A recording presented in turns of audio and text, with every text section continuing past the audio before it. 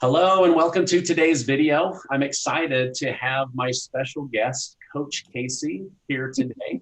And you're probably wondering, how does Stephen get such beautiful women on his channel? And that's because I'm married to Coach Kacey. And so today I wanted to ask you from a relationship coach perspective some different things. And the main thing, as I mentioned to you, that I wanted to talk about was how do we pursue excellence without getting hung up on being perfect, right? So Yeah.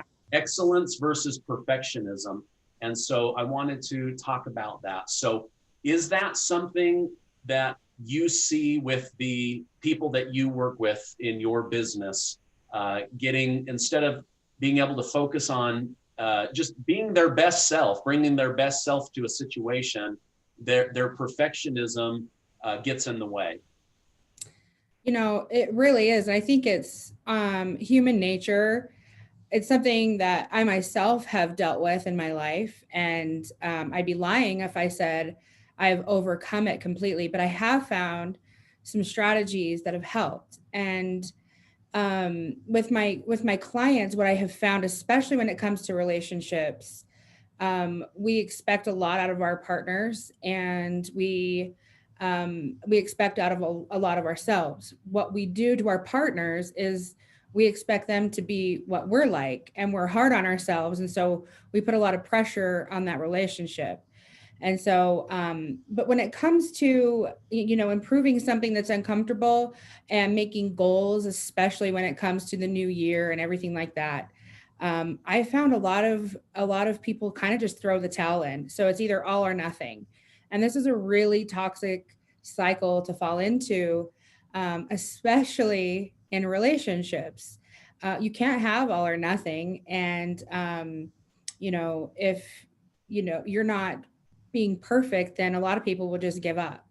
So, I do find that with my clients. And I think it's Buddha that said that the middle road is the happiest. It's Yes.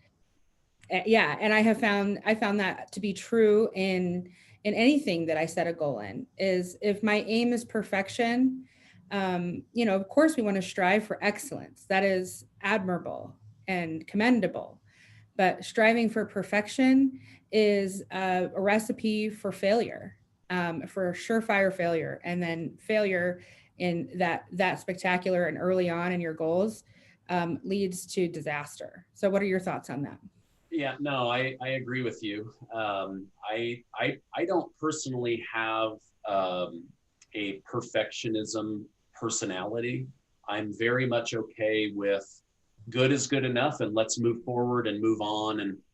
But I find that, especially like in my business where I do financial planning, especially like once people get over the age of 40, they're kind of like, oh my gosh, if I'm not rich, then what's the point? Like I've missed the boat. And I'm like, oh, wait a minute. No, we got time. Like, Oh yeah. yeah, you've been raising kids. You've been like working on your career. Now's the time to buckle down, right? But there's this idea of like, oh my gosh, if I don't think that I am meeting what society expects of me, then I'm a total failure.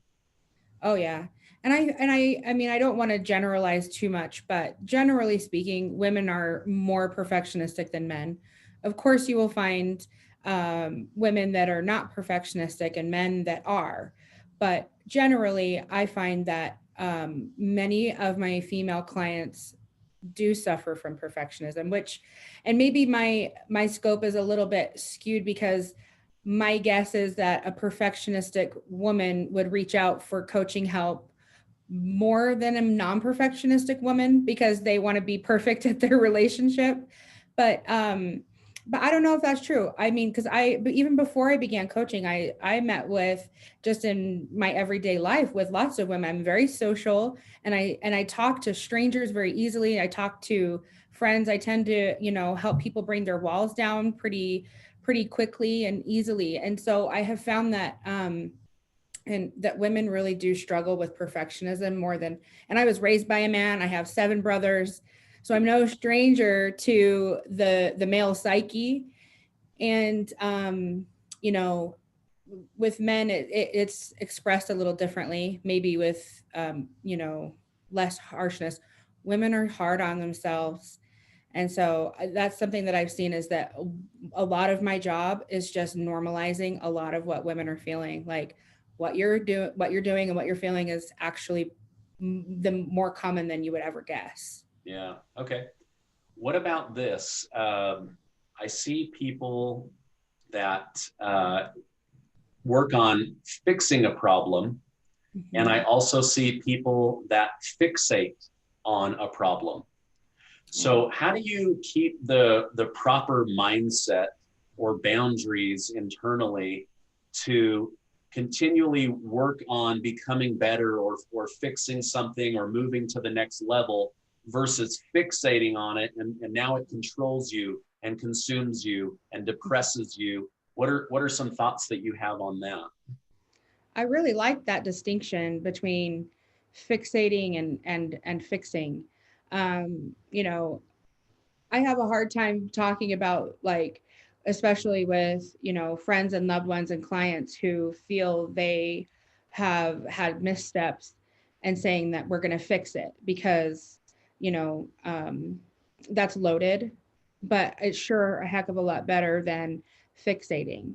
And so I think, the notion of taking these little missteps as information, and taking the judgment out of it, whether it is a financial goal that you've missed, a physical goal, or a relationship goal, um, and taking that information as data, and be curious about it rather than being harsh or judgmental.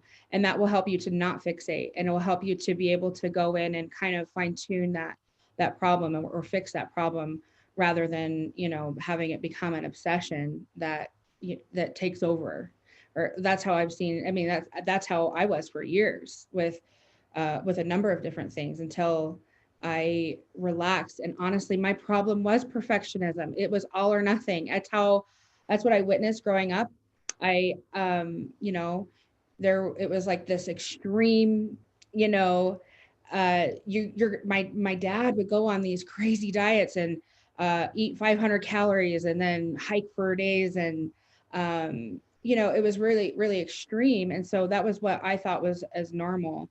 And as I've gotten older, and not to say my dad's abnormal, he's a fantastic man, but he struggled with this extreme going overboard. And Yeah. I tend to do that in myself. So instead of having judgment for myself when I find myself having tendencies towards that, I give myself a little grace, and I try to pull back and be curious. And I'm not sometimes I catch it in time before I start to spiral. And other times I'm in mid spiral and I go, wait, oh, no, we're doing that thing, we need to push pause, step back, be curious. I think that is, if anybody that's watching this is struggling with perfectionism, my advice is to press the pause button, to step back, and then to be curious. Yeah, yeah, absolutely. No, that's great. I love that. Be curious, right? Like in the business world, or at least in the entrepreneur business owner space, there's this idea of making sure that you look at failures not as a failure, but as a lesson. Yeah. Like, what is the lesson in this failure? And if you learn something from it, it removes the sting, Yeah. right? Of not meeting the goal, or not fulfilling the expectation, or whatever. So Yeah. okay, that was good stuff. Okay, so yeah, there's this idea of fixing or fixating. Now, quick question, just like a lightning round. Got it. When you're working with people, do you find that the people that need to move forward, or need your help most, are they fixating on their own uh, shortcomings, or their partners? Which do they fixate more on? Honestly, it's about 50-50 depending on the particular issue. But Okay. um, I would say that's not true. In the very beginning, it's them bringing me all of their grievances of their spouse. and how I can help them deal with their partner's mishaps. And then by the end of, I would say the end of coaching, but about towards the middle of coaching, generally, I see clients anywhere. I mean, I have a client that's ongoing that I just see, when she needs me, and another one that we've been meeting for almost a year. And then others will come and they just get that, like, 3 to 6 sessions in, and they're like, yep, I feel good. Thanks for your help. And they get what they need. So I would say about the third session in, people start to see that they have a lot more control than they thought. And by that I mean they have a lot more to do with the issue that they are complaining about. If Okay. that makes Yeah. sense. So that you kind of have to redirect the energy back inside them and Yeah, go, because listen, you I'm not can't, meeting with their husband. yeah, Yeah. you can't change your partner, but you can change yourself, and you can give him or her space. And Mhm. it's not that you ignore, issues or whatever, but you can address them, but then you have to leave them with the other person, right? Exactly. Otherwise, Mhm. you're carrying two people's burden, and the other person probably doesn't know you're carrying it for them, Yeah, right? exactly. Yeah. Okay, let's talk about this. Let's talk about how do people overcome limiting beliefs? Mm. Okay, and most limiting beliefs, I believe, come from between the time you're born to like maybe the seventh grade, Yep. right? The, Hmm. the, the tapes are being recorded, and Hmm. then you spend the rest of your adult years trying to record over those tapes, Yes. right? Uh-huh. And maybe young people don't remember what it's like to make a mixtape from the radio, but you record over it enough times, and it's like the two music start coming through, right? So maybe talk about that, like identifying limiting beliefs, and then how to overcome those. Yeah. I mean, for this, I could really give an example from our own marriage. I had some pretty, I wouldn't say severe, moderately severe limiting beliefs going into our marriage. And a lot of that was, I mean, it was all my own doing. And it was all the limiting beliefs that I had experienced from my own childhood. And, none of us come out unscathed from childhood. We all carry things like you talked about before. We carry rocks that we picked up along the way that we learn to take out as we go along. And I really was so hard on myself. I really believed that at some point you would find me just distasteful and would cast me aside because I didn't feel worthy. And I was convinced that if you would just love me enough, that it would heal me. And while your love was healing, it was me. I was the key, and it was my beliefs. It was my limiting beliefs that I had to reprogram. I had to go in and pick apart the things weren't that were 8-year-old Kacey or 10-year-old Kacey or 14-year-old Kacey. And I had to and I actually did this exercise with a coach of my own, and she helped me to kind of visualize sitting with that age of myself, imagining little 8-year-old Kacey with her big Coke bottle glasses. You guys, I was so cute. I had these big pink Coke bottle glasses. So I literally envisioned myself sit my 30, I think at the time I was in my early 30s when I did this exercise. So I would say my 30-year-old self sitting with my 8-year-old self and being like, girl, we got this. Like, you no longer have to carry this burden. I'm the adult now, and you get to go and be 8 years old now in this imaginary world. And you don't have to carry these adult problems anymore because I got this. And that was really liberating for me. And it taught me that those limiting beliefs were no longer controlling my reaction. And so what it did is I started with that, and it kind of just naturally rippled out. I didn't have to do so much like fine tuning. I didn't have to go and sit with every age of myself. It naturally rippled out into this place that I am now. And I hope that more growth will come as I get older. I welcome it. I welcome the wisdom that comes with age. And I feel like I'm able to enjoy our relationship for what it should be, which is this symbiotic relationship between us, and not put the pressure on our relationship to heal me, because that's not our relationship's job. Our marriage's job is not to make me feel more secure or better about myself. And it's not our marriage's job to do that for you either. That was my journey, and it was an honor to do that for myself. And I would have felt cheated if, looking back, if that just happened without all of the, that effort that I put into it, because I learned so much, and it's something that I help with my clients now. And so I don't know, what are your thoughts on that? Yeah, well, obviously, I work in money and numbers all day. So Yeah. like my mind tends to go there, right? But that's big. Like what are the big killers of marriage? Money, sex, right? So Mhm. um, like when it comes to income, right? And I see this a lot on my YouTube channel, Mhm. where I see a lot of limiting beliefs with how much people believe that they can make Mhm. as either an hourly pay or an annual pay. Yeah, And I think one area to focus on is to imagine yourself at that higher level, I love that. right? Because, Mhm. and I think this all the time, and I probably got this from the book Think and Grow Rich, so I don't want to take credit for it, but basically, if you can't imagine yourself with wealth, then how are you ever going to have it in reality? Like if your imagination can't even see you with money or see you as your better self or a good husband or a good wife, if you can't even imagine it, then how is it going to creep into reality? Yes. Right? So this idea of, okay, if I were a better husband, it would, like, I imagine myself to do these things. And Mhm. then once your imagination starts to go there, you can go, okay, wait a minute.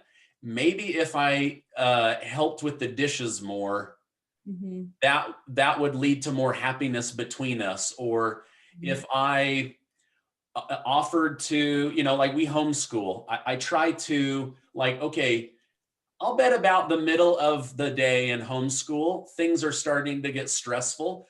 Yeah. So I try to, like, and I'm not perfect at this, and I don't do it every day, but the days that I can, I try to step away and go make lunch or go Yeah. get lunch and just take a little piece of the pie off of your shoulders. You know what I mean? Yeah. So, but like this idea of limiting beliefs, right? Like I'm not good enough. I'm not, I'll never make enough money, or I can't provide for my wife. I can't, like just start with imagining yourself being able to do it so that it can start to creep into your reality. Yeah. I think that's such a fundamental thing that I think we glaze over. And they say art imitates life. And I see patterns in nature, and I see all of these different these different things that play out in our relationships or our lives. Or, and of course, my interest is people and marriages and relationships, and yours is money. But I'm fascinated that they correlate so much, and not just because they affect the marriage, but because what you were saying plays out so beautifully in a relationship. And that's something that I'll probably take now to my clients, is that using that imaginative part of ourselves to imagine being, not just having a good marriage, but being the partner in a marriage that, not that you would just want to be, but that you imagine would be ideal, and then behaving that way.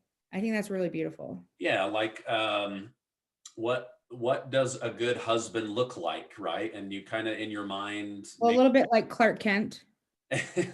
you kind of make a list of what you think a good husband would look like, right? Or a good wife would look like.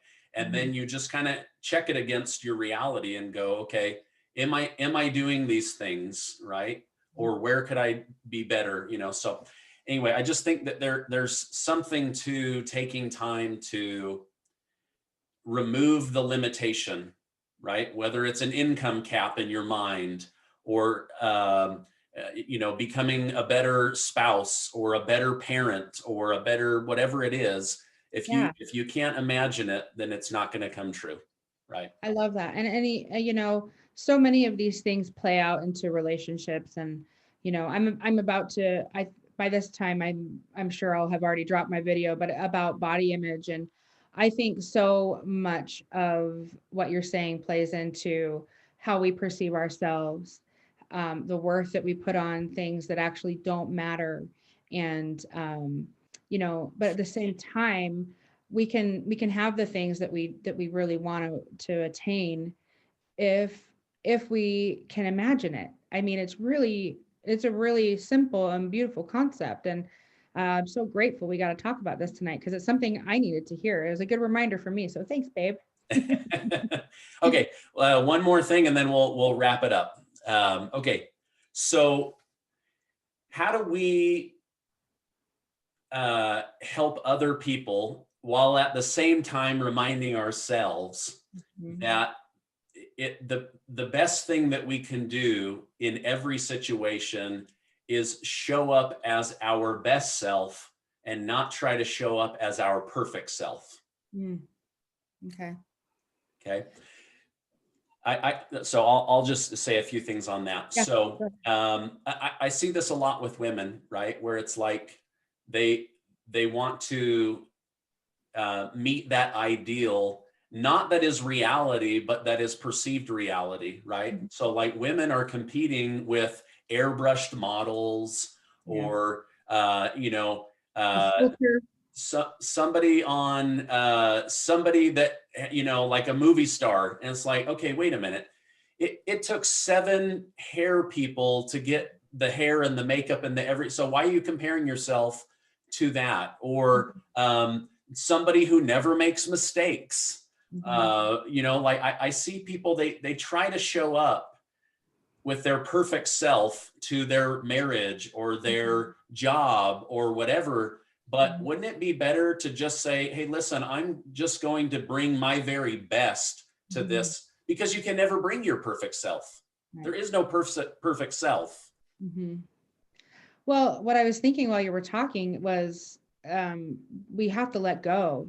I think that's really the first step is, I mean, the first step is acknowledging that you need to let go. And the second step is actually letting go and seeing that there is a problem with the line of thinking that you need to be perfect. And something that I have learned with my study to be the best coach possible is what perfectionism really is. And I see now that perfectionism is really an underdevelopment. It's an immaturity. And I know that's going to come across harsh, but all the best coaches that I have learned from are the ones who will tell the truth. And they won't just, scoop you up and make you feel good. They're going to tell you some things, which they'll do that too when it's necessary. And I do that when it's necessary. But for the most part, you have to tell the truth. And so one of the hardest things I ever had to do was when I was beginning coaching, and I had to tell somebody that their reaction to a certain situation was in part due to their maturity level about that specific thing. And not that they were an immature person, but that around that they were in that limiting belief and they were reacting as if they were that age when they were wounded, and they were behaving as an immature person and forcing their spouse or in any relationship to reinforce their sense of self.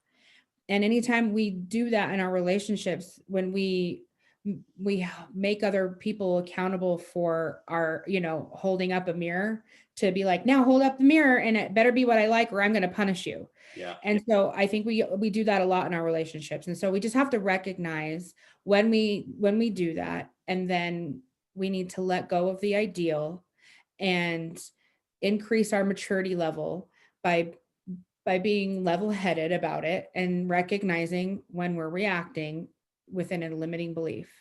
So it's just like all these things kind of just swirled together from our talk today. Yeah, absolutely. I think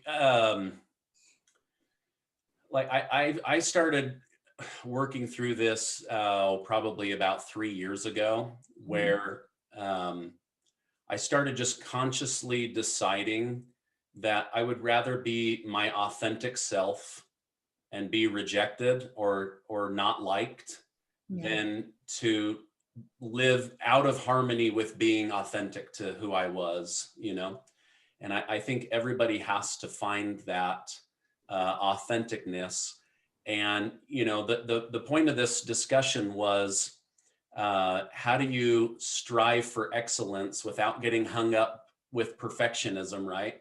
Yeah. And so I think that that's part of it, is like my authentic self will never be perfect, right? Mm-hmm. And so here I am.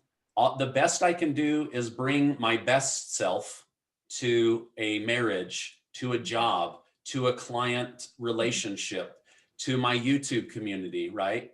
Yeah. And so whatever it is just making that commitment to always uh, strive for excellence, right? With Yeah. your education, with the way you treat people, with the way you run your business, with the way you are a spouse or a parent or whatever. But at the same time, like you said, give yourself grace, because Mhm. your authentic self is not perfect, Yeah. and Well, learn lessons from your failures. I love it. I learned a lot from watching you build your, not just this business that you have right now, but many others. And that, um, not that good enough is good enough, because that kind of sounds just like you're going to put junk out there, because you don't. I feel like you're striving for excellence and you have humility along the way. And then be willing to risk exposure by putting your current best self out there. And it's something that was a huge self-development for me to create my YouTube community, because 5 years ago, Kacey wouldn't have done it. I would have demanded so much more out of my physical self and my professional self that I would not have risked the exposure. And I'm so grateful that I have, because I've met the most amazing people. I have clients that I adore. And I get to keep learning, and I'm having learning experiences every day. And I wouldn't have those if I wasn't brave enough to risk the exposure. And it doesn't always work. I've tried lots of other things and risked exposure, and it didn't work. It's not like this is a one shop stop where it just was like, put one bullet in and shoot it and then you're good to go. It was, you know, there's many failures behind this success, and I know that's true for you as well. So I'm grateful that you took the bravest step of all and have done what you've done, because it's taught me a lot as your wife to not be so perfectionistic and to strive and for excellence, while still being humble enough to know that I can still have a lot to learn along the way. Yeah, I think, and I'll just wrap it up here, but I think avoiding failure is avoiding growth. Yeah. And so Put that on a bumper sticker. if you're trying to be perfect, what you're really trying to do is avoid failure, which Hmm. avoids growth, Yeah. right? Growth in a marriage, growth in a business, growth in your, personal self. So anyway, I've really enjoyed this conversation. This has been really great. I appreciate you taking time out of your day. I know you're busy with homeschooling and everything else in your life, but thank you for coming on. As I wrap up, I want to tell my community and your community that you are amazing. And I appreciate you being in my community. And we will see you on the next video. Mhm. Thanks, babe. Yeah.